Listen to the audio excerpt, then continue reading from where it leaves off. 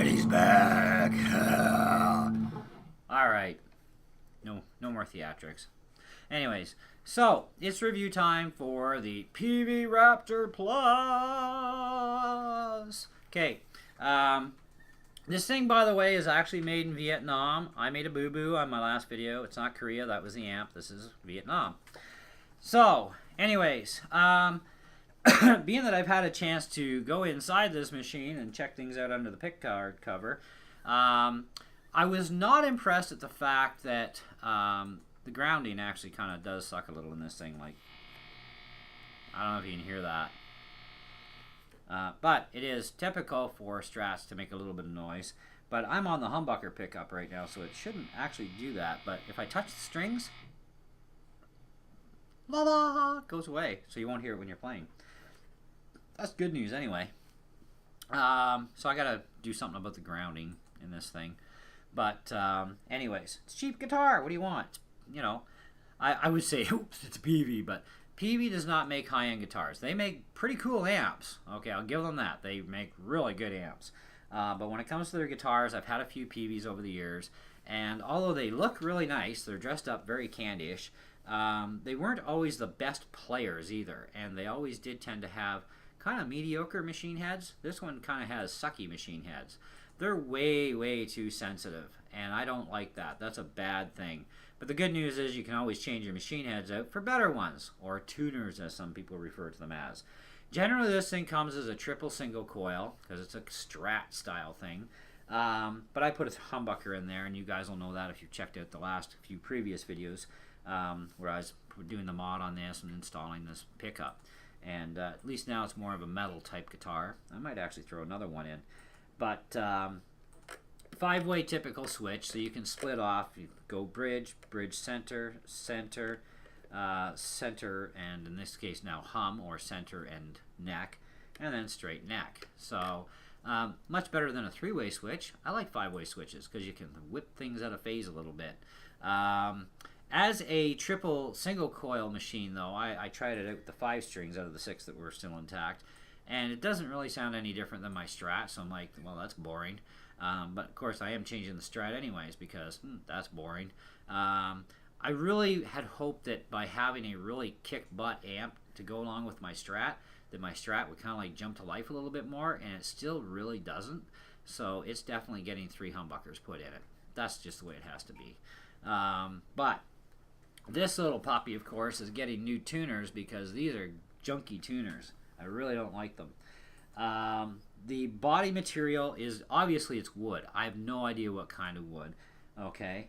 But I can tell you the neck is maple, the fretboard is rosewood, and it's got jumbo fat frets on this sucker. So these frets are like probably never going to wear out.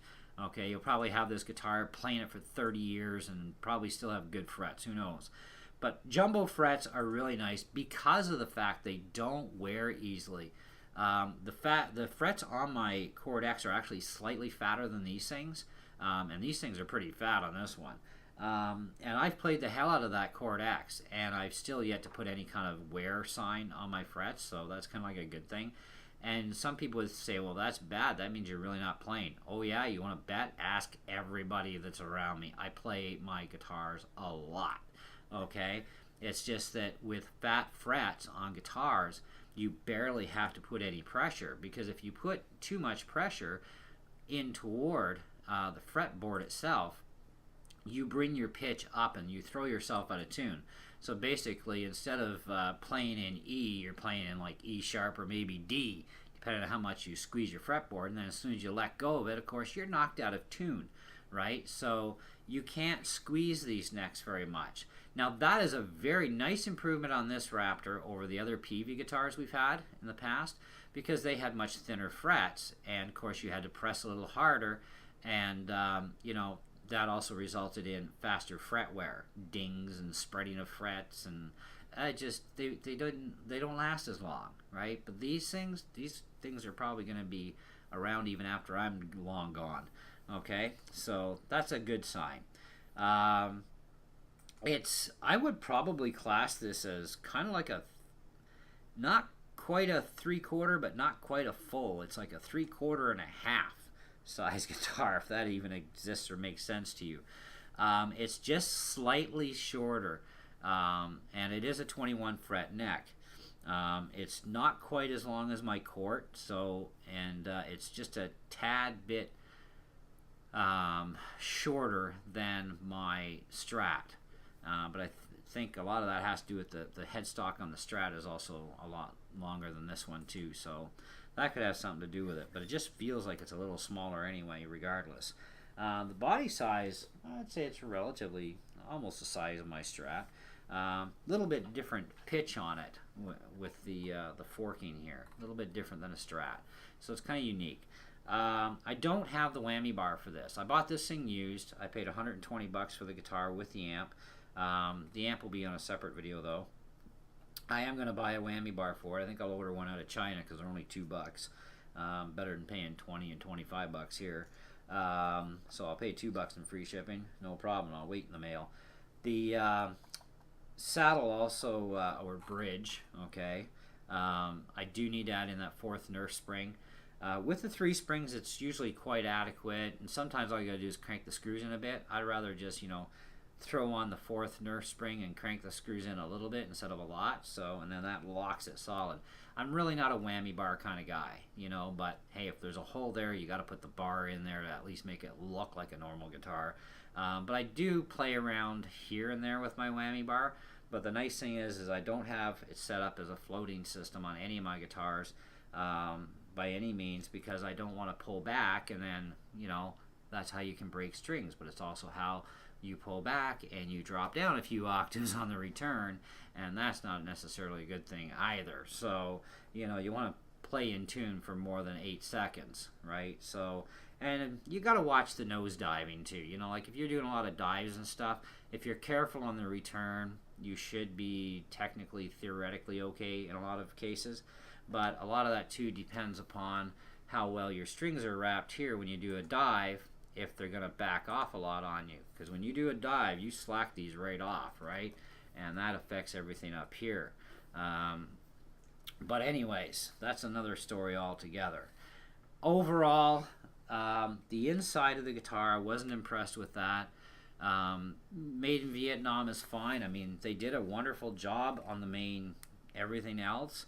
Of course, they could have put better tuners on, but the insides, they didn't clean out some of the wood shavings and dust, and then they just like hosed the body down with friggin' shellac, and it was like, that looks ugly as hell inside. Like, ooh, we must hide that. Thank God for pick covers. And the pick guard actually is 3 layers, which is quite impressive.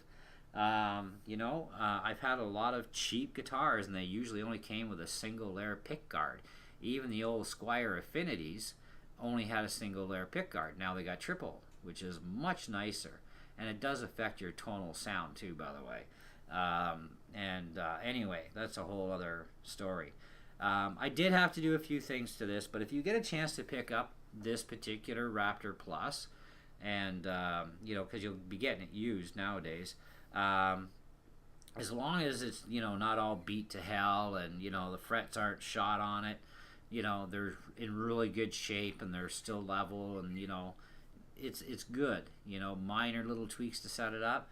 I'd say snag one and throw on a good set of locking tuners, because I'm going to order a set of locking tuners for this. Banggood has a set for about 18 bucks and free shipping, so I'm going to order a set of those in for this, and that ought to fix that right up. And because these are just, they hold tune for a while.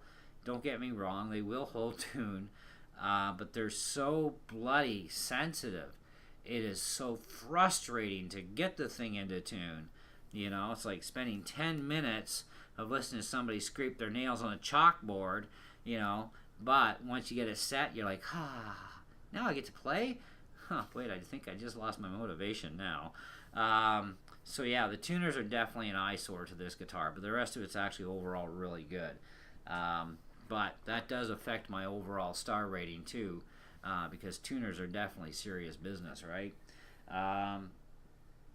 But I would say if you're looking for a Strat style guitar, I mean, given the choice, and I'm going to be honest with you, given the choice, if I had to choose between this and one of the newer Affinity Stratocasters as a Strat style guitar, I would take the Affinity in a heartbeat, because it does have much better tuners. They're not as sensitive. They stay in tune well on top of that, and it's made by Fender, okay? But Fender's been in the business a lot longer than Peavey when it comes to making guitars. But Peavey, of course, does make great amps. Their guitars are kind of like, I was a little leery, but then I thought, you know what, I'm buying this as a junker thing to, you know, play surgeon with it once in a while, so what do I care who makes it, right?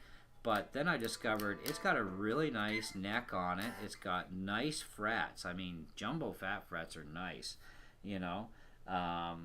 It's got a lot of appeal to it, so, you know, it's still going to get Franken-monstered once in a while, because that's just the way it's going to be.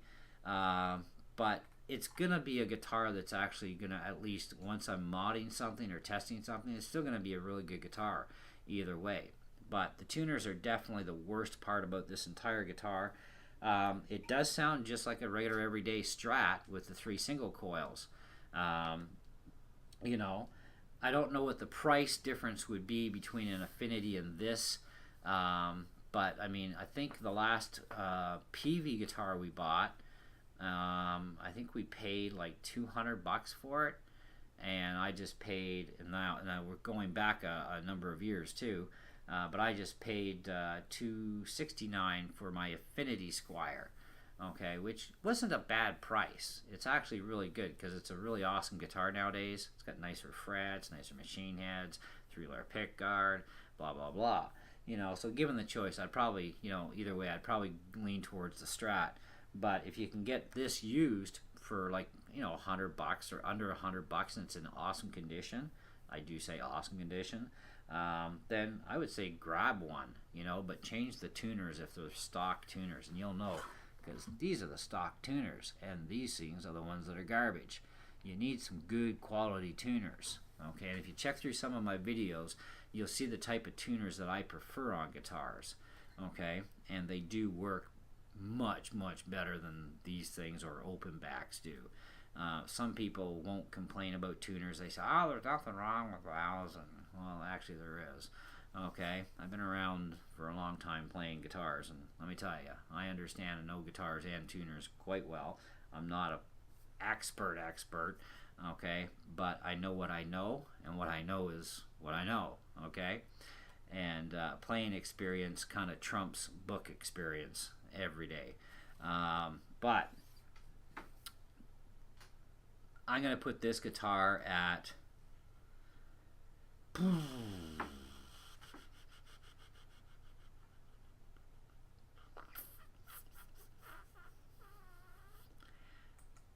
because it is something that you will really ultimately in the end have no choice but to do, is changing those tuners.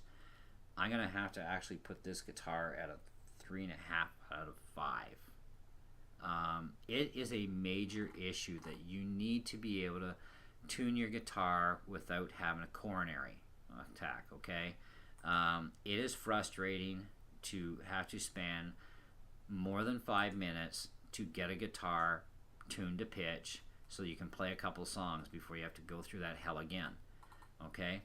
Good tuners, proper setup makes a world of difference. Now, I've got my intonation set dead bang on, okay, or as dead bang on as it gets in this planet. I've got my descent angle properly set up. Everything is all set up properly. Of course, brand new strings too, right? You have to have brand new strings when you set up your intonation. My heights are proper, my neck is proper. All of that is fine, and it still takes over 5 minutes to get this thing to tune and sit there so I can play a few tunes on it. Okay, now generally I am a left-handed guitar player, as everybody should know by now, and if you're new to my channel, I'm a lefty. This is a righty, okay, so check my channel, you'll see I'm a lefty. I play great on lefty. Righty, not so good, but it's kind of hard to find left-handed guitars used for, you know, cheap deals, and I really didn't care if it was left or right-handed, you know, and because the fact is I can play right-handed to a degree, and the more I keep at it, the better I'll get at it. But that's where I'm going to sit with that one. But it's still, I think it's still worthwhile getting the guitar, but you will have to change the tuners, and you'll have a really nice guitar in the end. And you can get your tuners cheap out of China. Like, most of our stuff, by the way, guys, is made in China anyway. So why not give their tuners a shot? Because it's probably what's on one of your guitars right now anyways, is Chinese-made tuners. And they do make some really good stuff. They make some junky stuff. Check the reviews carefully. If there are video reviews too on the same tuners you're looking at purchasing out of China from one of the businesses, be it Banggood or Each Buyer or whoever, okay, or Wish.com, whatever, check thoroughly before buying your tuners, okay, to see what people say about them, okay, and that's going to give you a lot more info. Sometimes I make the odd boo-boo and I don't even bother to read nothing. I just take a chance, especially if it's cheap enough. Okay, it's the expensive purchases I've learned never to do again, okay, because sometimes it can go against you in a bad way. But if it's a proven company over time, well, that's different. You should be able to take a chance and get good, but not always. Tuners are definitely a very serious part of your guitar, and if you can't tune your guitar within, under 5 minutes, there's an issue. And having it stay in tune is another issue too, when you're playing. But anything you do with a whammy bar, yeah, that affects your tuning, especially if you're diving in and letting go too quick. But anyways, that's a whole other video altogether, guys. But that's it for this one. I'm happy with the guitar. I'm even more happy now that it's got a humbucker in it, because now it doesn't sound like a Strat anymore. It sounds actually like a really cool machine. The tuners are definitely getting changed, even though it's a butcher guitar for me, where I beat the hell out of it and do experiments on the thing. I still want to have some good tuners, and to me, $18 for a set of locking tuners, that's worth the investment for me. I'm going to get the whammy bar, I'm going to get that 4th nerf spring, because regardless what this guitar was bought for, I still want to be able to play it and have fun with it at the same time, and that's very important. Okay, so thanks for watching. Catch you on the next one, and have fun and rock out.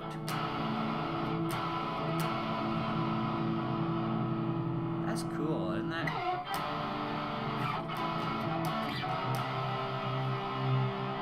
I love that Metal 2000 sound on that amp. Catch you later.